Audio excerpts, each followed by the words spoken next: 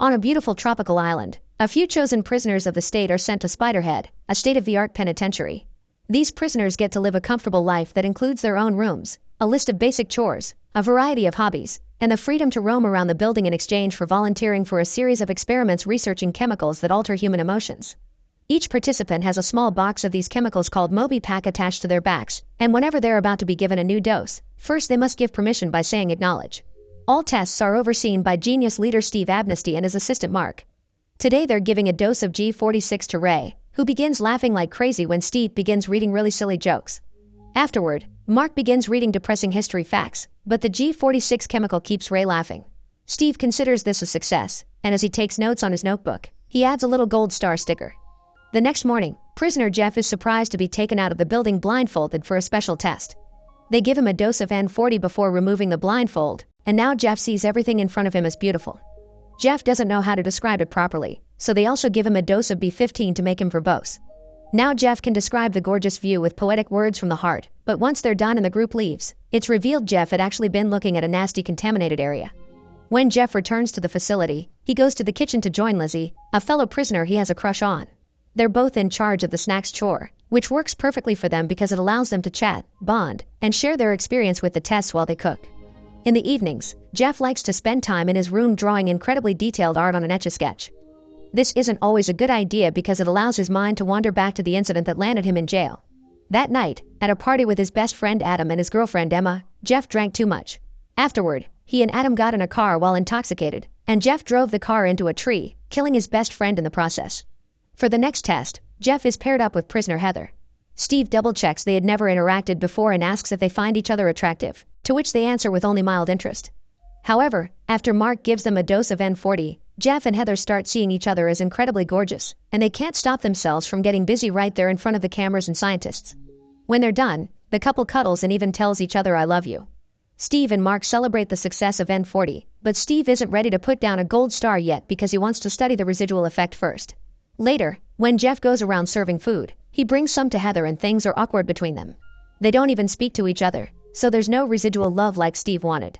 That doesn't stop him from repeating the experiment though, and this time, Jeff is paired up with Sarah. She's an older woman that Jeff isn't into at all, but he receives a double dose of N40 and once again, Jeff can't stop himself from getting busy with her. Later, while Mark refills the bottles in Jeff's Moby Pack, he asks him to be careful while he gets busy with the girls because the little box is delicate, so even the slightest bump could break it and cause them to lose control. Jeff takes the chance to ask Mark to change him to another chore instead of snacks, claiming he needs a change but clearly having a secret reason for it.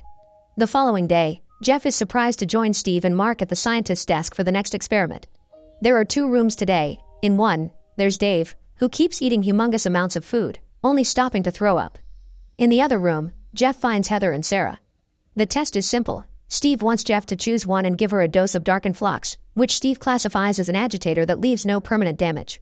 Jeff feels uncomfortable with this decision and refuses to choose, but he clarifies that if he had to, it would be a random choice.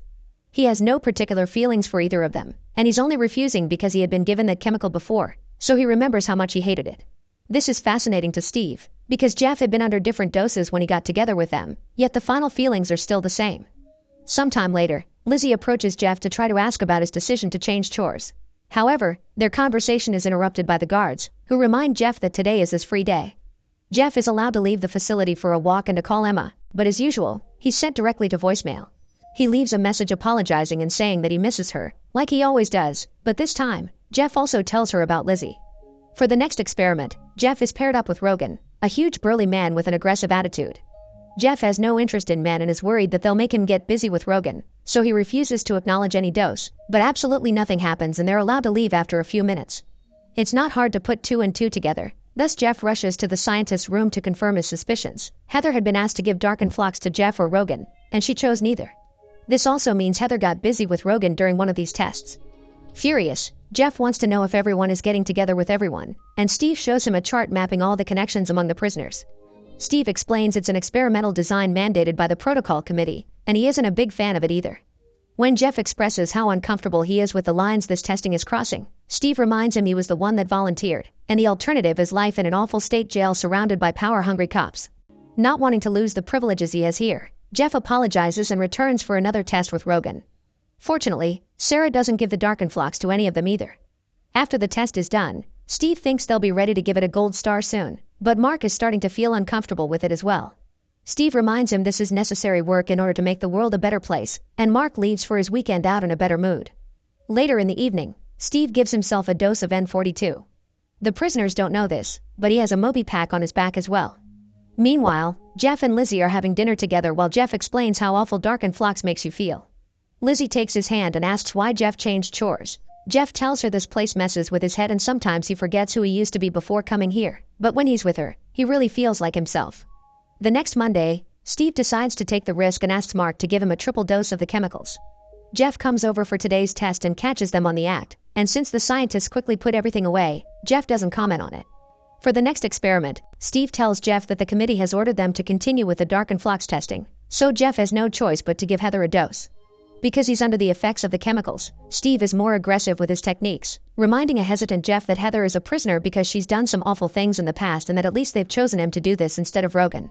Jeff still refuses to do it and begs Steve to talk to the committee to change their minds.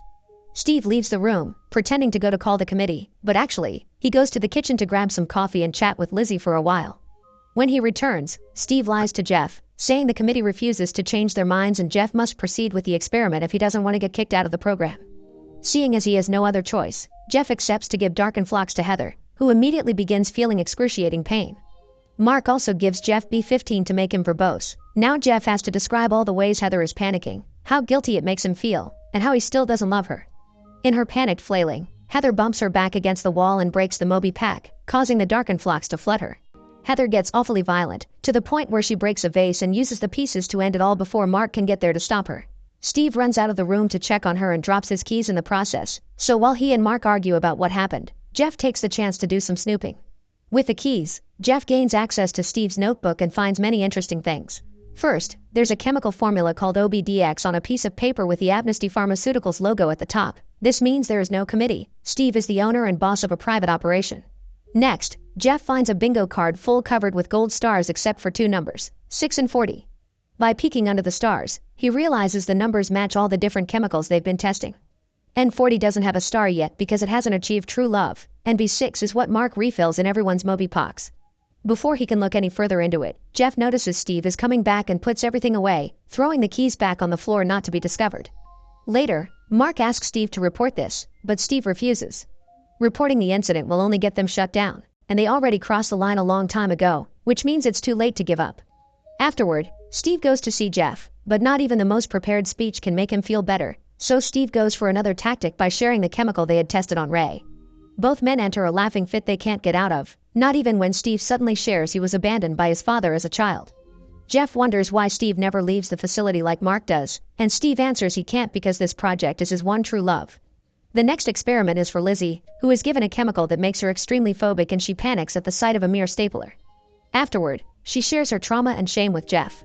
He understands that shame, and confesses that's the real reason he has to change chores. Lizzie doesn't understand why they keep saying yes just for a few luxuries, so Jeff explains he thinks he deserves it and tells her the whole story of the incident. That night many months ago, Jeff's drunk driving not only killed Adam, it killed Emma as well. Since then, he's been consumed by guilt. Lizzie comforts Jeff and the pair finally kisses. Later, Jeff finds them having a snack together in the kitchen and a plan begins forming in his head.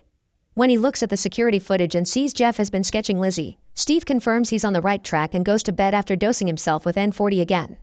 The next day, Steve calls Jeff over for one more test. He has to give Dark & Phlox to Lizzie. Jeff refuses and Steve allows him to leave without doing anything for now. As soon as Jeff is gone, Steve orders Mark to double his dose of B6. However, when Mark arrives at the room, Jeff confronts him with the truth. He knows there's no committee and B6 isn't a placebo. Whatever it is, that's the only chemical Steve truly cares about. Mark explains he wanted to work with a real genius and he had been promised to change the world, but he started to get regrets now too. Jeff notices this and together they make a plan before Mark leaves for the weekend. The following Monday, it's only Steve and Jeff in the testing room because Mark's sick at home. Jeff is given the control to dose Lizzie with Dark & Phlox, but he still refuses to do it, which makes Steve furious. Unable to understand how these two could love each other after a few months locked inside a facility, Steve tries to change Jeff's mind by ordering Lizzie to confess her crime. She forgot her daughter in her car and the baby died. Lizzie breaks down in tears, asking Jeff for the chemicals, and Jeff presses the screen of the control. However, it's Steve the one that starts laughing. Mark lied about being sick and changed the programming so the control could dose Steve. He also put extra doses of B6 in Steve's Moby pack. Jeff puts Steve through the fear chemical before giving him Darkenflox. As Steve thrashes in pain, Jeff explains Mark is coming with the police and that he knows what the real experiment is. B6 is a compliance chemical, designed to make people do whatever you want. OBDX stands for obedience, an obvious pun on obedience. Even while in pain, Steve thinks B6 could be used for the greater good. The only reason why testing hasn't been completed yet is that obedience hasn't been absolute, meaning it still hasn't been able to overpower the subject's deepest feelings. Steve also confesses both Jeff and Lizzie had already finished their sentence days ago and never told them. Angry, Jeff pushes Steve's head on the table and forces him to use his fingerprint on the control to open the front door. That way he can escape and tell the world about Heather's death. On his way out, Jeff notices Steve taking out a knife and orders him to give it to him. However, Steve is able to ignore the direct order even while on the effects of the extra B6 dose. The chemical isn't strong enough to overpower real feelings, and like Steve told Jeff the other day, this project is his one true love, so he'll defend it with his life.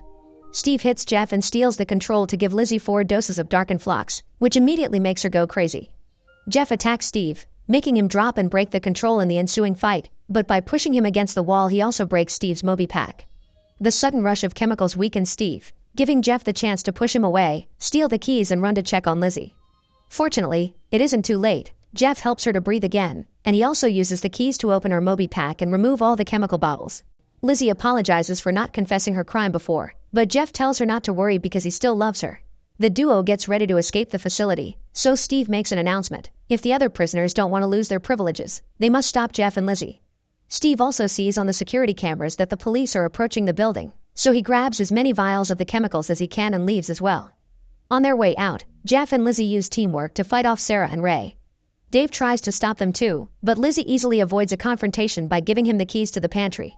The rest of the prisoners are also coming after them as a herd, but the duo runs faster and manages to reach the final hallway, locking the door behind them and leaving the herd on the other side.